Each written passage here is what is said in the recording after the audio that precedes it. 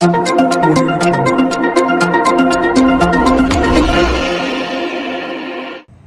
જનમન અભિયાન હેઠળ આદિમ જૂથના તમામ પરિવારોને સરકારની વિવિધ યોજનાઓથી લાભાન્વિત કરી વિકાસની મુખ્ય ધારામાં લાવવાનો પ્રયાસ હાથ ધરાયો છે.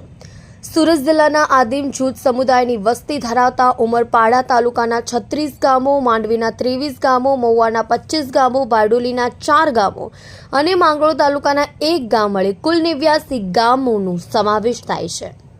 તમામ તાલુકામાં પીવીટીજી આદિમ જૂથ સમુદાયના કુલ 2432 કુટુંબોની 9854 વસ્તીને જાતિ પ્રમાણપત્ર, Aadhaar card, ration card, PM Ujjwala Yojana, PM Kisan Samman Nidhi યોજના, આયુષ્યમાન ભારત કાર્ડ, સુકન્યા સમૃદ્ધિ યોજના, પીએમ માતૃવંદના યોજના જેવી વિવિધ યોજનાઓના લાભથી વંચિત હોય તેમને સંબંધિત કચેરીઓ લાભાન્વિત કરાશે.